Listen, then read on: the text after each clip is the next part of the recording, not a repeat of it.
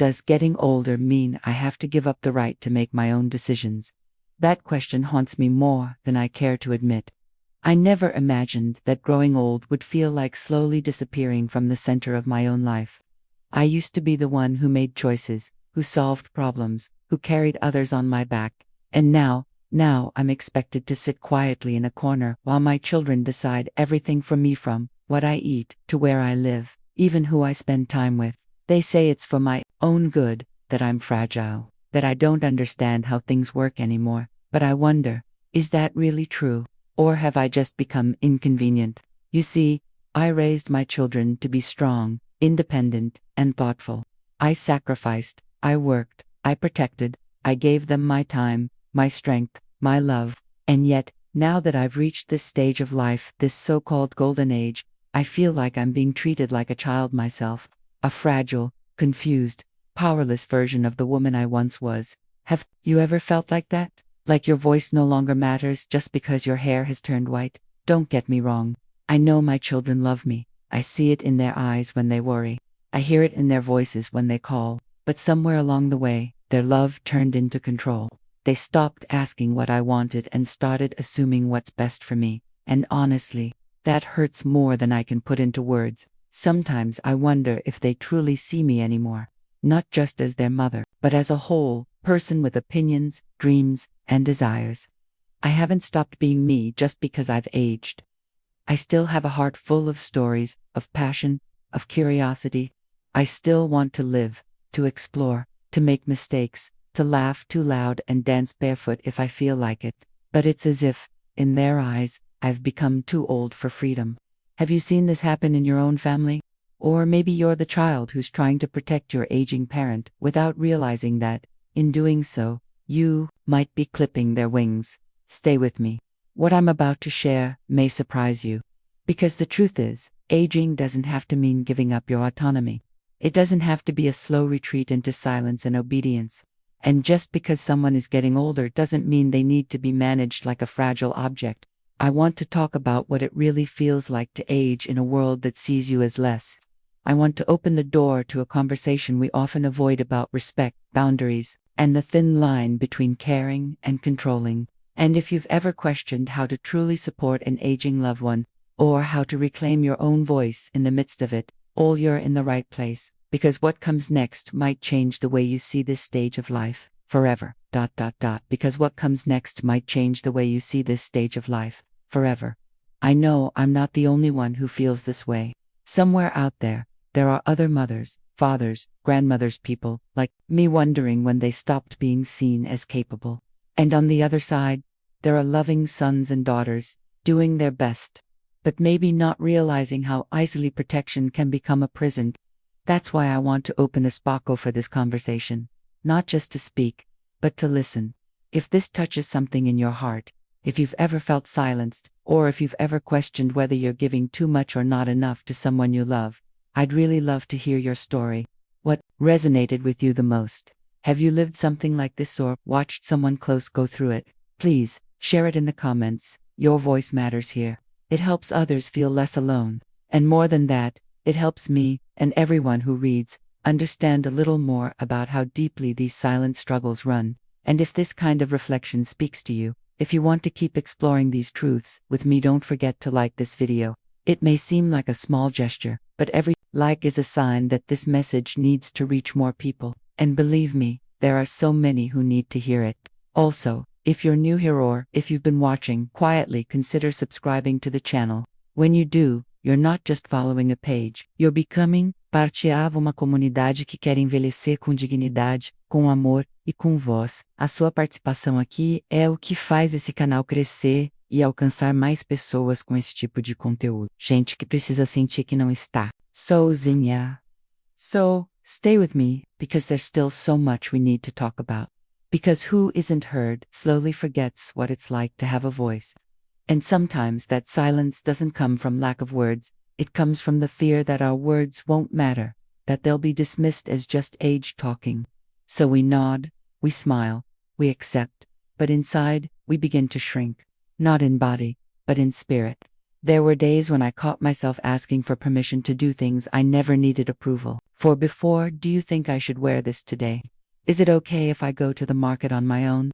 Mitha, same woman who raised 3 children, worked 2 jobs, and balanced a life full of responsibilities, now second-guessing herself because somewhere along the way, the people around me started believing I couldn't decide anymore.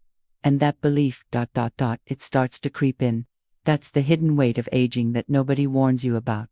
Not the wrinkles, not the gray hair, but the slow erosion of your place in the world, the subtle shift from decision maker to bystander, the unspoken message that says, "You've done enough, let us take it from here." But what if I still want to do more? What if I still can? You see, it's not about refusing help. It's not about pretending we're invincible. It's about being included, being respected, having the right to say, "Thank you for caring, but I know what's best for me right now." That's not rebellion. That's dignity.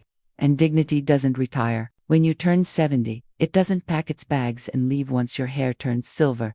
Dignity should grow with us. It should be the constant companion of every stage of life, especially in our later years, when the world so often tries to take it away. There's a deep misunderstanding out there about what aging truly means. People talk about it like it's a decline, like we're heading downhill, slowly losing relevance. But I see it differently. I see it as a transition, a powerful shift in perspective, a time when you've seen enough, felt enough, learned enough to finally live with more clarity. If that's not strength, then I don't know what is. And yet, the moment we start being treated like delicate glass, like we'll break if someone tells us the truth, or lets us walk a block alone, we're robbed of that strength. It's a contradiction, isn't it? We spend a lifetime building resilience, only to have others assume we're too fragile to use it. But we're not fragile. We're experienced. We're grounded. We're aware.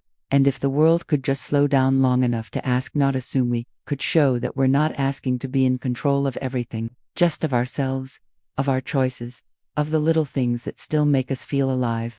Because in the end, it's not about independence versus dependence. It's about partnership, about evolving together as families, as generations, in a way that honors the past while embracing the present.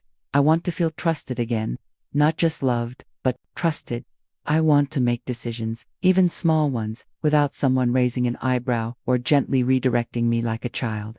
I want to be seen not just as someone to protect, but as someone who still has something to offer. Insight, humor, presence. There's a truth we need to sit with. Growing older should never mean growing invisible.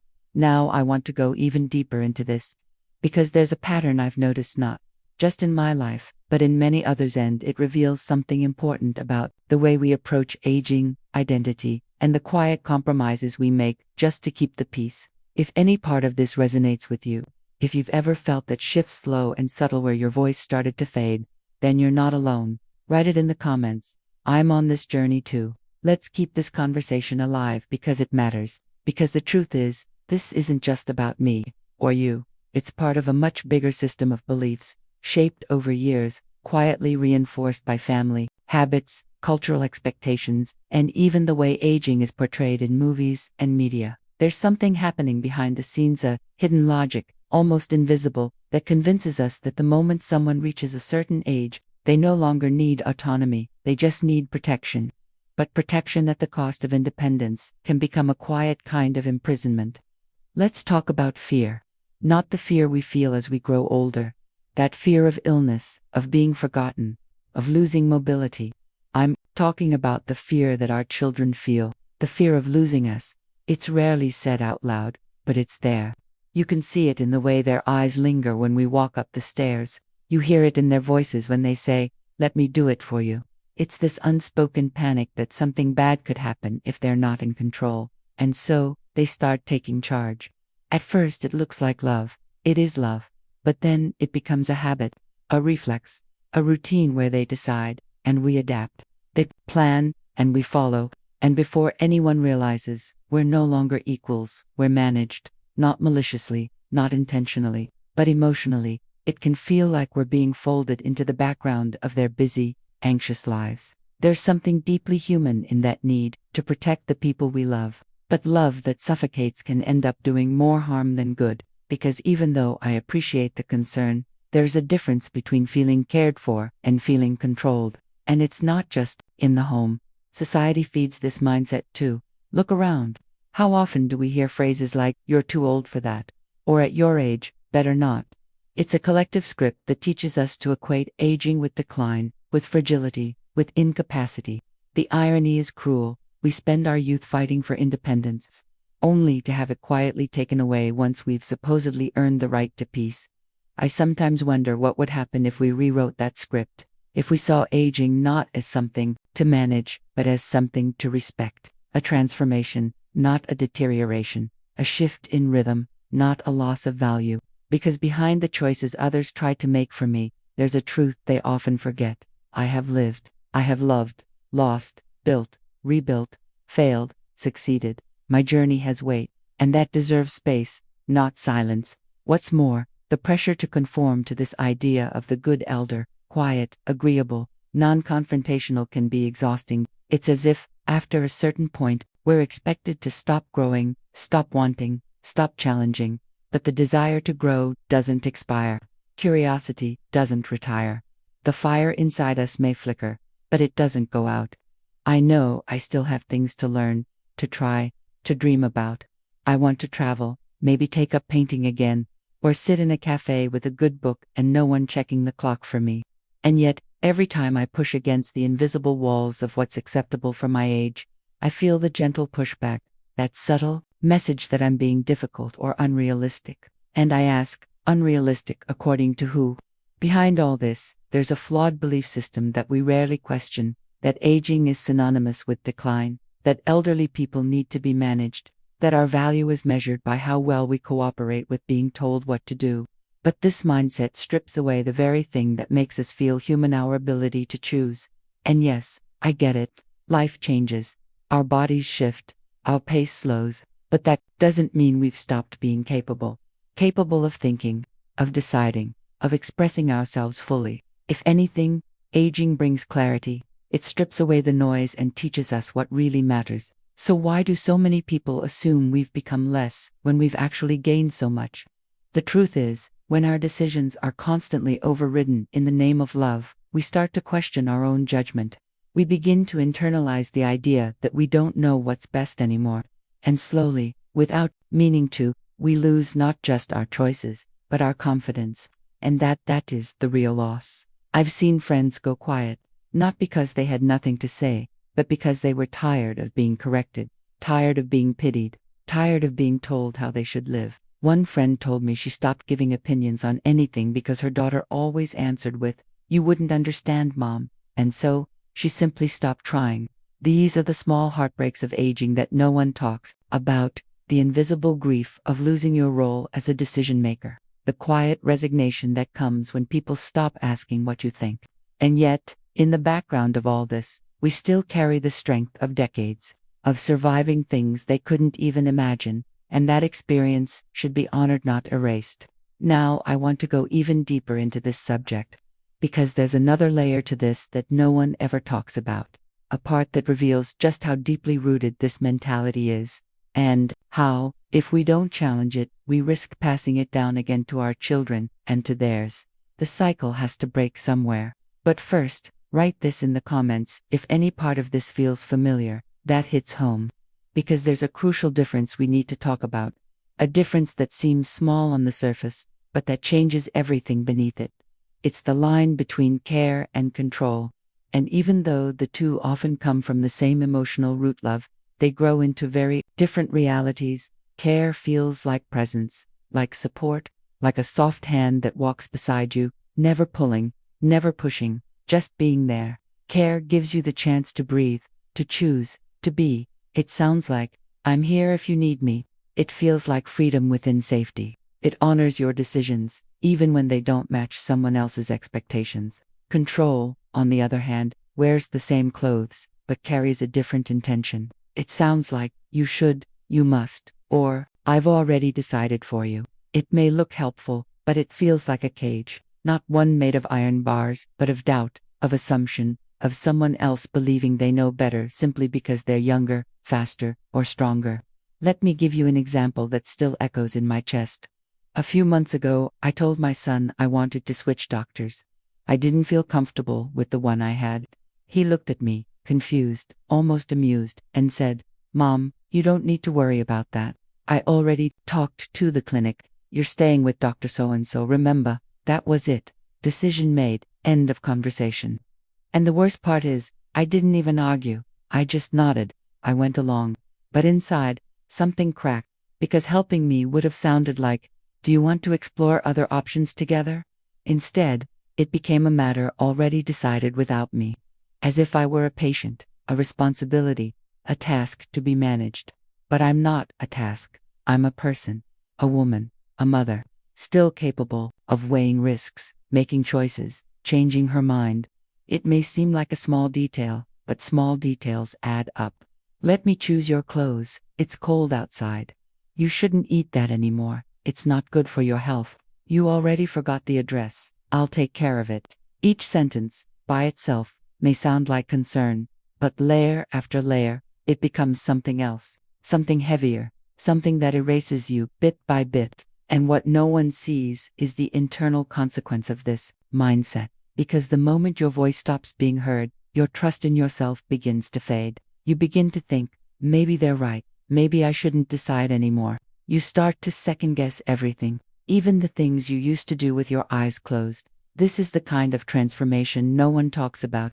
A shift in how you see yourself, shaped by how others begin to treat you. A slow erosion of confidence that can be far more painful than any physical limitation. Because while our bodies may change, our minds don't become irrelevant. Our hearts don't forget what it feels like to be treated with dignity. Caring is not about taking over. It's about asking before acting. It's saying, "Can I help you with that?" instead of, "You can't do that." One empowers, the other diminishes. One includes, the other isolates. I know some people might think I'm being too sensitive, that maybe I should just accept the help and stop overthinking it. But here's the truth. I've learned to tell the difference between a gesture of love and a gesture of doubt. And what hurts the most isn't the help, it's the assumption that I need to be helped all the time, that I can't manage even the simplest of tasks. And the truth is, when you constantly take away someone's chance to act, you also take away their chance to grow, to adapt, to stay mentally and emotionally strong. Dependence becomes a self-fulfilling prophecy. The more you're told you can't, the more you begin to believe it.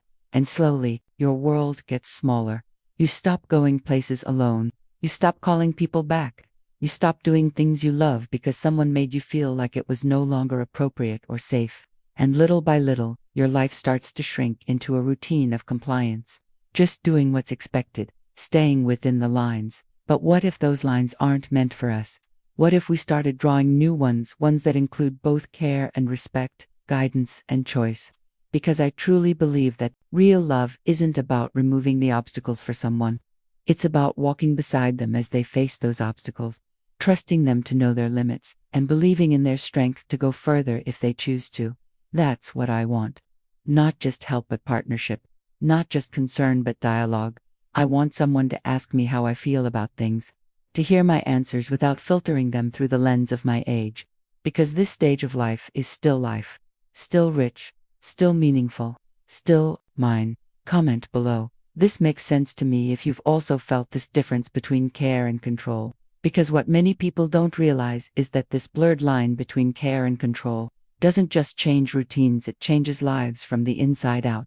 The consequences of this subtle, well-intentioned domination go far beyond missed appointments or unchosen meals. We're talking about something much more profound, something that doesn't always show on the surface, but slowly takes hold beneath it. It starts quietly. One day, you notice you're being left out of conversations, not out of cruelty, but out of habit. Your children speak around you instead of with you. They answer questions directed at you. They finish your sentences. They make jokes about your memory. Small things, things that don't seem serious until they start happening every day. And you start to feel it. The sadness doesn't hit all at once. It arrives in moments. In the silence after a conversation you weren't invited into. In the polite smile you offer when someone takes over what you were doing. In the pause before you speak, wondering if your opinion will even matter. This is the kind of sadness that wears a mask. It doesn't always look like tears, it often looks like politeness.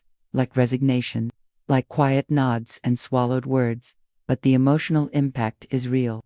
It builds slowly, like dust collecting in corners, until one day, you wake up and realize you've stopped calling friends, you've stopped making plans, you've stopped asking for things you need. Why? Because somewhere along the way, you learned it was easier to be silent than to be difficult, easier to agree than to argue, easier to shrink than to keep fighting for space.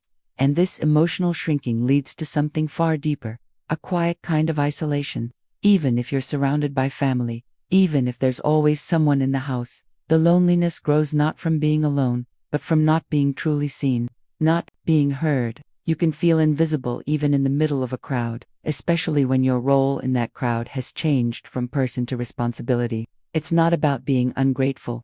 I don't take for granted the people who check on me, who bring me meals, who call to say goodnight. I know their intentions come from love, but love without awareness can still hurt. Because it's possible to do all the right things and still make someone feel like they don't belong in their own life. The hardest part is what this control does to your self-esteem. It's like a slow erosion. You don't notice it at first. You still smile, still joke, still pretend everything's fine. But inside, you begin to feel less important, less capable, less useful. And that feeling, that quiet doubt starts to echo. You begin to question your value. You stop trusting your own memory, your own instincts, your own desires. That's the true impact. Not just sadness, but a kind of emotional disorientation, a disconnect from who you used to be, the confident woman who raised the family, solved problems, made decisions. Where did she go? You look in the mirror, and you still see her face, but something in her eyes has dimmed, because when people treat you like you're fragile, you start to believe it. When they stop asking your opinion, you stop offering it. And little by little, the version of yourself you once knew starts to disappear. And this doesn't just affect you, it affects your relationships too. There's tension that no one talks about, resentment that simmers under the surface. You want to speak up, but you don't want to seem ungrateful. You want to explain how you feel, but you're afraid they'll misunderstand, so you hold it in. And every time you do, the distance grows. It's a quiet unraveling, not explosive, not dramatic, just the slow drifting apart that happens when you stop being treated as an equal. And that's what so many adult children don't see. They think they're helping, but they don't see how their help sometimes sounds like a closed door, how their concern can feel like judgment, how their decisions made in your name can feel like erasure. And that's why this conversation is so important, because it's not just about getting older, it's about what we allow to happen to people once they do. It's about mental health, about emotional presence, about the right to still feel whole, even in a body that's slower, even in a life that looks different. I've always believed that dignity isn't something we earn, it's something we all carry. But dignity needs space to exist. It needs room to breathe. It can't live in an environment where decisions are made without consent, where preferences are dismissed, where voices are softened until they disappear. And I know this might sound heavy, but it's not a complaint, it's a call. A chance to shift the way we think, to create a new culture around aging. One where love and respect walk hand in hand. Where I care about you also means I trust you. Where help doesn't mean control and support doesn't mean silence. So when I speak about the impact of excessive control, I'm not pointing fingers. I'm opening a window into what it really feels like to be loved, but unseen. Protected, but unheard. It's an uncomfortable truth, I know. But sometimes, transformation begins in discomfort. Sometimes the most powerful journeys start with a hard look at the things we've always accepted. And if we're willing to look at this closely, not with guilt, but with curiosity, maybe we can build something better, something more honest, something more human. Right there, I'm on this journey too, if this somehow crossed your mind. Because after everything we've talked about, the silent sadness, the slow isolation, the invisible weight of control, it's important to know that it doesn't have to stay that way. This isn't a story that ends in silence. There is another path, a more balanced one that brings back breath and dignity without letting go of love or concern. I've come to believe that the real transformation happens when we start choosing connection over assumption. When instead of deciding for someone, we decide with them. When we shift from thinking we're responsible for someone to understanding we're walking beside them. That shift may seem subtle, but the impact is massive. The first step, Dialogue. Real, honest, patient dialogue. Not the kind where one speaks and the other just listens out of obligation, but the kind where both people are truly heard. I've had moments where a simple "How do you feel about this, Mom?" felt like a lifeline. It reminded me I still mattered, that my thoughts still had value, that my life was mine. Because that's what we're really craving, not the removal of support, but the restoration of voice. No one wants to feel abandoned, but we don't want to be overruled either. There's a space in between, and that's where balance lives. It's about respect, not just for age or experience, but for individuality. The truth is, aging doesn't make us all the same. Just because I'm older doesn't mean I think like every other woman my age. I still have my own preferences, my rhythms, my ways of doing things. The minute people start treating me like part of a category instead of a person, something is lost. And what's lost is intimacy. The deep, warm connection that only grows when you really see the person in front of you, not just their age, but their story. Mutual respect is the ground where everything else grows. It's what allows us to say, "I love you, and I trust you to live your own life, even as I stand right here if you need me." That kind of love, it's powerful. It's not afraid. It doesn't need to control. It offers a safety net, not a cage. And yes, that also means embracing the idea of freedom with responsibility. I know I have limits. I know my body isn't the same as it was 10 years ago. But that doesn't mean I've lost the ability to assess risk, to take care of myself, to ask for help when it's truly needed. What I ask for is the chance to keep trying, to make my own decisions, while knowing that if I stumble, someone will be there not to scold me, but to steady me. Because that's the heart of autonomy. It's not about rejecting help, it's about being allowed to decide when we want it, how we want it, and if we want it at all. Even that simple phrase, "How can I help you keep deciding for yourself?" That question carries so much healing. It turns the conversation from assumption to collaboration. It tells me, "I see you. I believe in your capacity." We need more of that.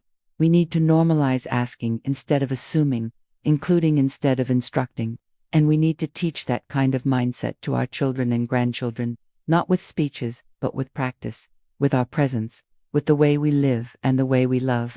And this shift in mentality doesn't just benefit the elder, transforms the whole relationship. When you stop treating someone like a responsibility and start treating them like a partner in life, everything changes. Conversations become richer, moments become lighter, the emotional weight lifts, and what's left is connection, real connection, the kind that outlives fear. I've seen it happen.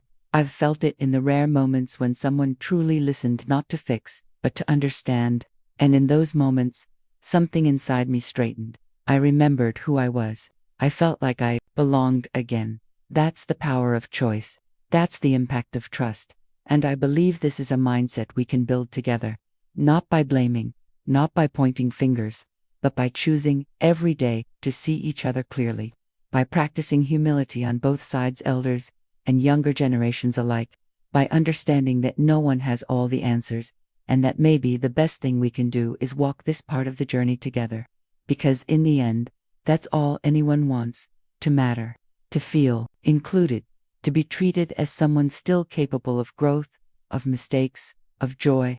This phase of life isn't a waiting room for decline, it's a living space for presence, for wisdom, for laughter, for love that doesn't smother but lifts.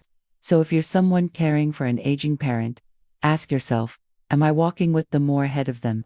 And if you're someone who feels like your choices have been slipping away, maybe it's time to speak, to ask for space, not separation, to claim the right to still shape your days. This is not a battle between generations. It's a chance for reunion, a moment to rebuild with gentleness and awareness. And it begins the moment we let go of the idea that care means control. Comment below. This makes sense to me if you also believe that respect and autonomy go hand in hand. Now I want to go even deeper into this subject. Because if we've made it this far together, it's because something inside us knows that change is necessary. Not just for our personal peace, but for the health of our relationships. The truth is, there is a way forward. There's a space between obedience and rebellion, between silence and conflict. And it's in that space that balance lives. That balance begins with one essential element: conversation. I don't mean those quick check-ins we do out of routine. where we ask how someone's doing while barely listening to the answer. I mean real conversation, the kind that slows down time, that holds eye contact, that makes room for discomfort, the kind where both people are allowed to speak and both are willing to listen. Dialogue like that creates a bridge.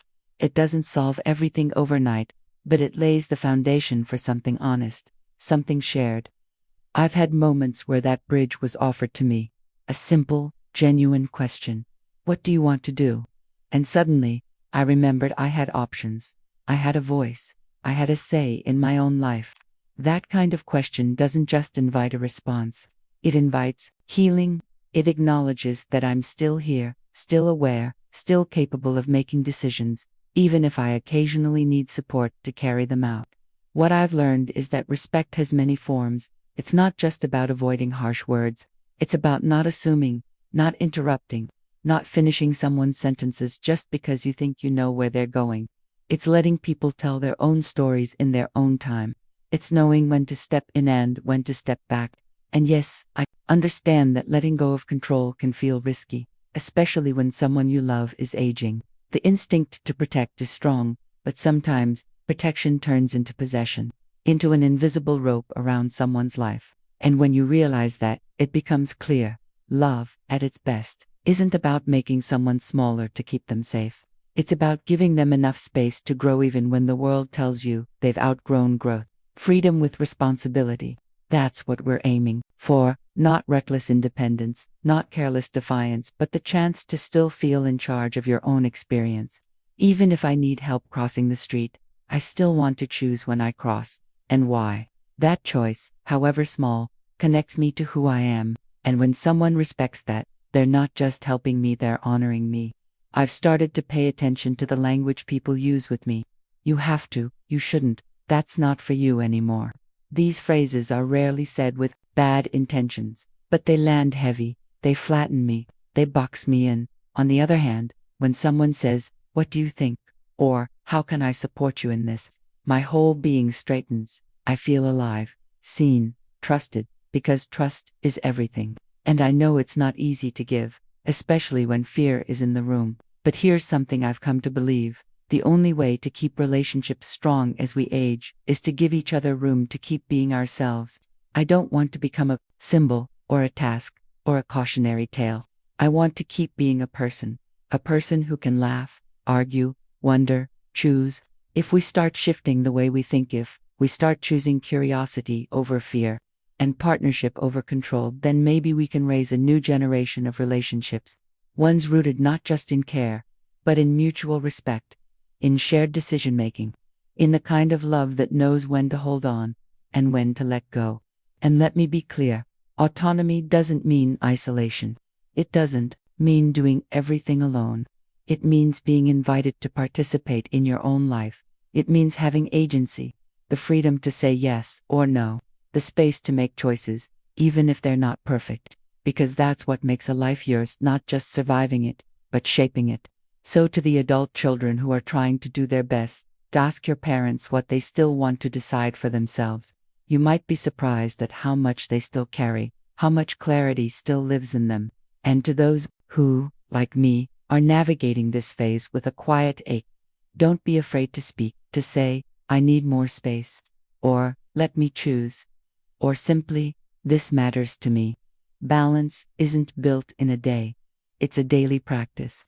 A choice to remain in conversation, even when it's uncomfortable. A willingness to see each other as more than just roles: mother, son, caregiver, elder, but as whole people with layers and seasons and dreams. This is what I believe we all want at the end of the day. Not perfection, just presence, just room to keep unfolding. To still feel like the author of our own story, even if the pages are turning more slowly now. Write this in the comments. I still have a voice, if you believe that autonomy and love can walk hand in hand. Because underneath everything we've discussed, the silent sadness, the slow isolation, the invisible weight of control, there's a truth that many people avoid. Aging does not mean disappearing. It's not about fading into the background. It's not about becoming a shadow of who we once were. Aging, when lived fully, can be a process of expansion, of clarity, of emotional freedom. But for that to happen, respect must continue walking hand in hand with love. Without respect, even the most well-meaning gestures lose their warmth and turn into walls. I don't want to spend what's left of my life as someone else's burden.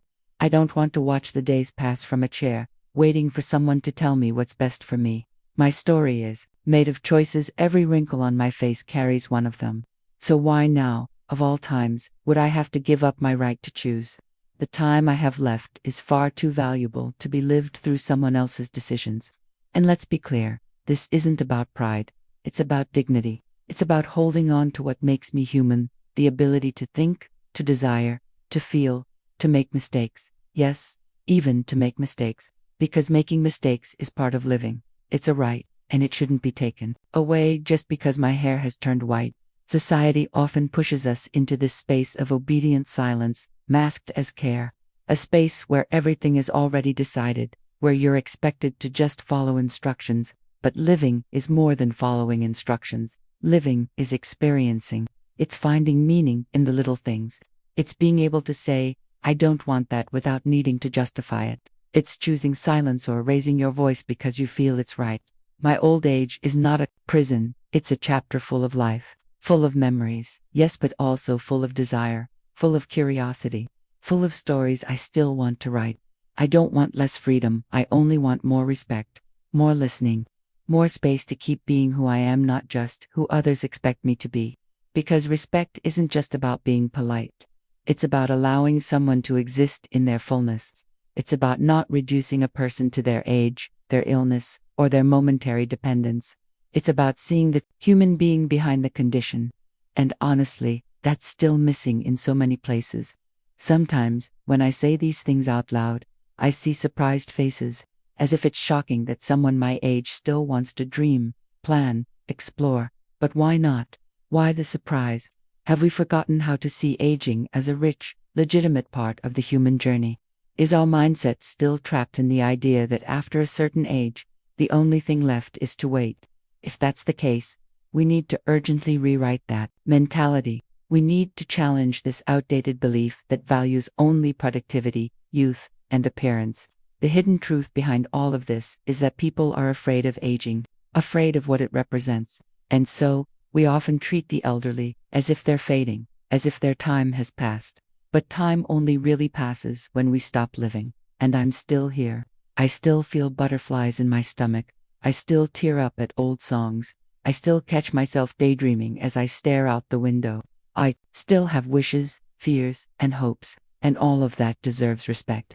Not because I demand it, but because it's the least I deserve. Because every human being deserves to be treated with attention and presence until their very last breath. So if you're hearing me now, whether you're a son, a daughter, a grandchild, a caregiver, or someone like me, still trying to stay centered in this phase of life, I want you to know this conversation matters. It matters deeply. Because when we start to talk about this honestly, something shifts, the mindset changes, guilt gives way to understanding, and relationships that were once tense or silent can begin to heal. They can become bridges instead of barriers.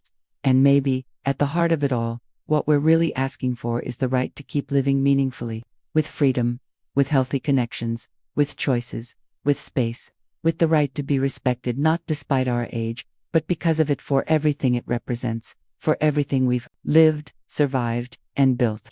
Write this in the comments. My story deserves respect. If any of this resonates with you, if you stayed with me all the way to the end, thank you, not just for watching, but for feeling this with me.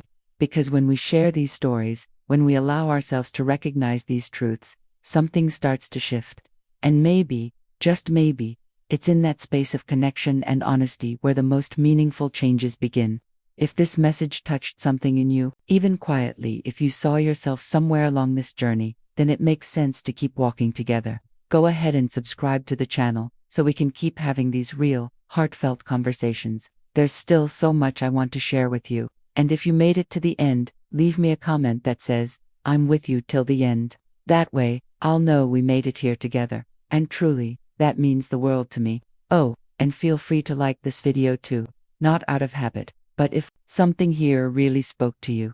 It's a small gesture that lets me know this conversation mattered. And if you'd like to keep reflecting, there's another video right here that continues this topic beautifully. Click on it and come along with me.